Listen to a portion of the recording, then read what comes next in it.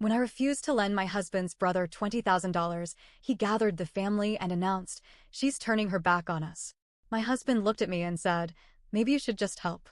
Instead, I helped myself to something they never expected. The next day, they opened their mail and started crying. My husband, Jake, comes from a family that is way too involved in each other's lives. Every holiday, every weekend, every random Tuesday night, somebody is calling or showing up with some kind of drama. But for the most part, I kept my distance. The real problem was his brother, Mark. Mark is in his 40s. No stable career. No savings. Bad credit. Bounced from job to job because people don't respect hard work anymore. Lived in crappy apartments or with friends because rent is too high. Always had some big idea that was just about to work but somehow never did. Over the years, Mark had borrowed money from almost everyone in the family. $5,000 from their mom to invest in equipment, never repaid. $3,000 from their dad for a security deposit, gone. $7,000 from their sister, Laura, to start a business, never even started. And now? Now it was our turn. One night, Mark called Jake while we were watching TV. I could hear his voice immediately because he was loud and frantic. Jake put the call on speaker. "Mark, bro, I need help. Big help." "Jake, what's going on?" "Mark, I got this business opportunity, man. A real shot. I just need 20 grand to lock it in." I laughed. I actually laughed out loud. I wasn't even trying to be mean. It was just so ridiculous. Mark had never run a successful business in his entire life. He could barely hold a job. Now he suddenly had a $20,000 opportunity? No, absolutely not. I expected Jake to laugh too. Or at least tell Mark we don't have that kind of money to give. Instead, my husband looked at me and said, "Maybe we should just help." What? I stared at him, waiting for the punchline. Me, are you serious? Jake. It's just money. We can afford it. Me, we can afford it because I work my ass off. You really want to throw 20 grand into a black hole. Jake, it's not a black hole, it's family. We help each other. I shut that down immediately. Me, absolutely not. End of discussion. Mark heard everything. He didn't like my answer. Mark, wow. So that's how it is, huh? You're turning your back on family. Then he hung up. I thought that was the end of it. I was wrong. That weekend, Jake's mom invited us to dinner. She made it sound casual. Just a normal family meal. I should have known better. The second we walked in, I knew something was off. Mark was already there, sitting at the dining table, arms crossed like a kid in trouble. Their mom was standing near the stove, but she wasn't cooking. Just watching. Laura was leaning against the counter, scrolling on her phone like she was bored. Jake's dad was missing, which was weird. Usually, he'd be the first one cracking a beer. Something wasn't right. We sat down. Nobody touched the food. Then, Jake's mom sighed loudly and said, "Sweetheart, Mark told us what happened." Oh, here we go. I just can't believe you'd turn your back on family like that. Mark, I wasn't even asking for a handout. Just a loan. Laura, it's not like you'd even notice 20 grand missing. What's a little help between family? Then Jake, my own husband, turned to me and said, "Maybe you should just help." I don't remember exactly what I felt in that moment. But I know it wasn't anger. It was clarity. Jake had set me up. He had let me walk in blind to this. He had given them the impression that I was the problem. That I was the one blocking them from getting the money. And they all sat there, expecting me to fold. Fine. You want me to help? I'll help. The next morning, while Jake was at work, I went to the bank. I pulled everything. Mortgage statements? All in my name. Car payments? Me. Utilities? Mostly me. Savings? My account. Jake had barely contributed anything. Then I called my lawyer. Yes, I got a lawyer. And I told her everything.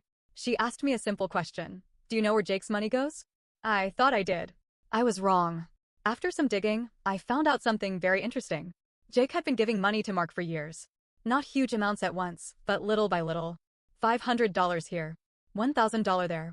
Over $25,000 total. Money from our joint account. Money that was supposed to go toward our future. Money I had been saving while Jake was secretly funding Mark's lifestyle of failure. That's when I made a decision. I wasn't just going to say no. I was going to make sure they all understood why. The next day, I sent out letters. One to Mark with a full itemized breakdown of everything Jake had given him over the years and a legal notice that I would be seeking reimbursement for the funds taken from our joint account. One to Laura, detailing how much Jake and I had already given Mark and suggesting she ask him for the $5,000 he forgot to pay back. One to Jake's mom, listing every loan Mark had taken from the entire family and pointing out that if she wanted to be mad at someone, she should be mad at the person who never pays anyone back. One to Jake, served at his workplace, letting him know I was filing for divorce. That's where I'll stop for now. But let's just say, the reaction was priceless. Jake didn't come home that night. I wasn't surprised. What did surprise me was who showed up instead. At around 8 p.m., I heard a loud knock on my door. Not a normal knock. An angry, impatient knock. I checked the peephole. It was Jake's mom. I almost didn't open the door, but then I saw Laura standing behind her, arms crossed, face red. Oh, this was going to be good. I opened the door just a crack. Me, can I help you? Jake's mom, what the hell is wrong with you? Laura stepped forward, shoving an envelope toward me. It was the letter I sent her. Laura, what is this? What kind of game are you playing? I smiled. No game. Just facts. Laura's hands shook as she waved the papers at me. Laura, you sent me a breakdown of how much Jake gave Mark. Like that's supposed to mean anything? That's his brother. I shrugged. That's your money too. You're never seeing that $5,000 again. Laura flinched. Like she'd never actually considered that before. Jake's mom wasn't having it. Jake's mom, you've ruined this family. Do you know what you've done to Jake? That made me pause. Me, what I've done to Jake? She nodded, fuming. Jake's mom, he lost his job today. That one got me. What? Jake worked at a mid-sized financial firm. He wasn't a big shot, but he had a stable position. Decent salary. So how the hell did he get fired in one day? I didn't even have to ask. Laura was already explaining. Laura, the letter you sent? The one you had served to his office. Oh, that. Laura, it was humiliating. People saw it. His boss found out he was being sued by his own wife. I hadn't actually sued him yet. I was just filing for divorce. But I guess the word legal notice was enough to set off alarms at his job. Apparently, they called him in, asked him about his financial situation, and then pulled his recent transactions. And guess what? They found out he'd been using our joint account for personal spending, including gambling apps. I didn't even know about that part. Jake had a gambling problem. And now? He had no job. The next morning, Jake finally came home. I expected anger, rage, screaming. But instead, he walked in quietly, tired, beaten down. He sat at the table, put his hands in his hair, and just sat there. I waited. After a long silence, he finally spoke. Jake, I messed up. No excuses. No blaming me. Just 3 words. Good. Because I wasn't in the mood for bullshit. I leaned against the counter and crossed my arms. Me, you stole from me. He nodded. Me, you lied. Over and over. Another nod. Me, and now you want me to what? Forgive you. He looked up at me. Jake, no. I don't know what to do. Before I could respond, Jake's phone rang. I could see the name on the screen. Mark.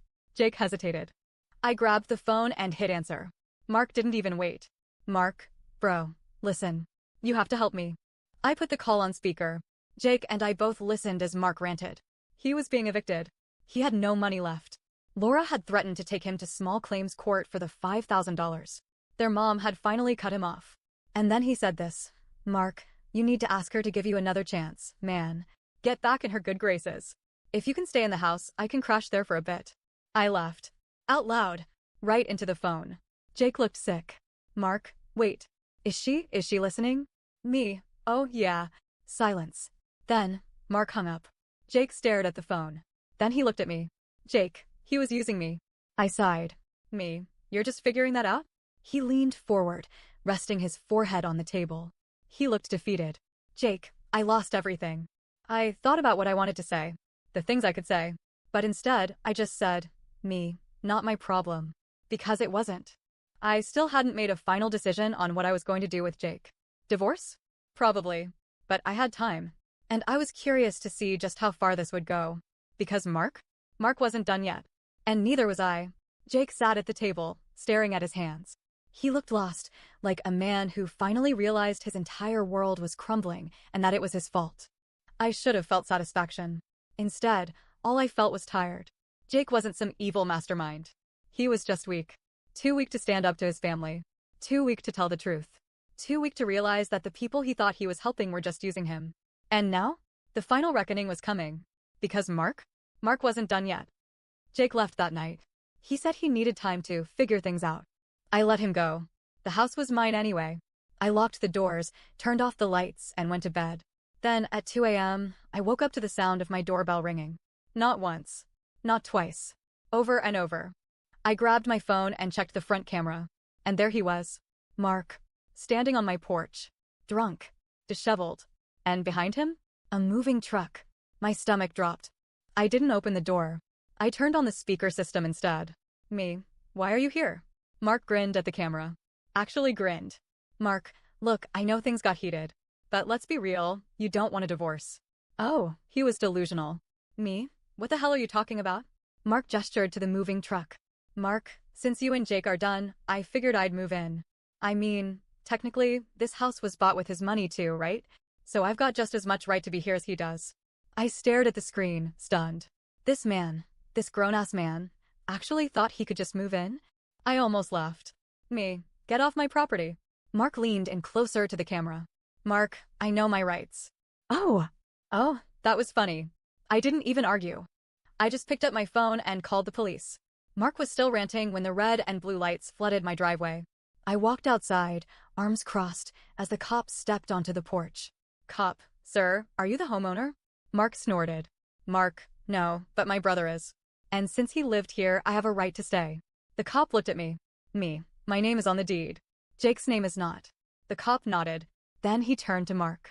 Cop, sir, you need to leave. Mark laughed. Then he pulled out his phone. Mark, I'll just call Jake. He'll back me up.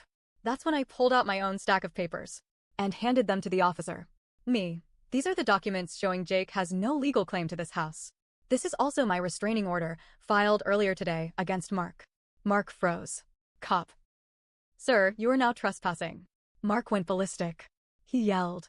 He called me a vindictive bitch. He accused me of ruining his life. He even threw his phone at the ground and shattered it. The cops? Completely unimpressed. Mark ended up handcuffed for public intoxication and trespassing. And the moving truck? It drove away. Without him. The next morning, Jake called. His voice was shaky. Jake, what did you do? I rolled my eyes. Me, your brother showed up to my house in the middle of the night with a moving truck. What do you think I did? Jake was silent. Then he said the dumbest thing I've ever heard. Jake, you should have just let him stay for a while. I laughed. Out loud. Me, you think I should have let your drunk, unemployed brother just move into my house? Jake sighed. Jake, he has nowhere to go. Not my problem. Me, not my problem. Jake, you don't have to be so cold. Oh, now I was cold? Me, get your life together, Jake. And don't ever call me again. Then I hung up. And for the first time in years, I felt free. I thought that was the end of it. I was wrong. Because 2 days later, I got a call from my bank. Someone had tried to access my account. And guess whose name came up? Mark. This wasn't over. Not yet. After Mark's failed midnight takeover attempt, I thought the worst was over. I was wrong. 2 days later, I got a call from my bank. Bank rep, ma'am, we noticed some unusual activity on your account. Someone attempted to transfer $10,000 out this morning. I froze. That account was secure. The only person who had access, besides me, was Jake. I took a slow breath. Me, who tried to access it? Bank rep, a man named Mark. He claimed to be your financial power of attorney and tried to authorize a withdrawal. I felt my entire body go cold. Mark was desperate. He had officially moved from leeching to fraud. And Jake? Jake had given him my banking information. That was it. This was war. I drove straight to Jake's parents' house. When I pulled up, all of them were outside. Jake, sitting on the porch, head in his hands. Mark, standing by his beat-up car, looking nervous. Their mom, arms crossed, already glaring at me. Laura, standing off to the side, looking uncomfortable. They knew why I was there. I slammed my car door and marched straight up to Jake. Me, you gave Mark my banking info? Jake looked up at me, his face pale. Jake, me, yes or no? Silence. Then Mark stepped in. Mark, look, you're being dramatic. I was just borrowing? Borrowing? You tried to steal from me. You useless piece of Jake's mom. Enough. She stormed down the porch, stepping between me and Mark. Jake's mom. You've done enough damage to this family. I actually laughed. Me? You're defending the guy who just tried to ROB me. She turned to Mark. Jake's mom. Did you really try to take money from her account? Mark shrugged. Mark, technically, Jake's mom. Oh, for God's sake, Mark. That was stupid. Mark's face twisted. Mark, you're taking her side? Jake's mom. You got arrested 2 nights ago. You're lucky she didn't press charges. Mark snapped. Mark, why does everyone think I'm the problem? He pointed right at me. Mark, she's the one who turned Jake against his own family. She's the one who ruined our lives. I took a slow, deep breath. Me, Mark, I need you to listen very carefully. I stepped closer. Me, you were the problem long before I showed up. Mark opened his mouth to argue, then shut it. Because for the first time ever, his own family wasn't backing him up. Jake's mom looked exhausted. Laura was staring at the ground. Even Jake looked like he wanted to disappear. Mark saw it too. And he hated it. So he did what Mark always did. He lashed out. Mark, you know what? Fine. I'll go. But don't come crying to me when she takes everything. I rolled my eyes. Me, I don't need to take everything. Jake gave it away, to you. Mark actually flinched. And that's when it happened. Jake stood up. And for the first time, he looked angry. But not at me. At Mark. Jake, you stole from me. Mark froze. Jake, you lied to me. You told me you needed help. You told me I was the only one you could count on. Mark laughed, but it sounded forced. Mark, oh, don't even. You gave me money because you wanted to. Nobody forced you, Jake. You said you would pay it back. That shut him up. I watched as the reality finally hit Jake. He had nothing. No job. No house. No wife. And Mark was the reason. Jake, you were never going to pay me back, were you? Mark shuffled his feet. Mark, bro, come on. Jake, answer Emmy. Silence. Jake let out a hollow laugh. Jake, I ruined my life for you. Mark scoffed. Mark, oh, don't be dramatic. Jake didn't respond. He just shook his head, then turned to me. Jake, do it. I blinked.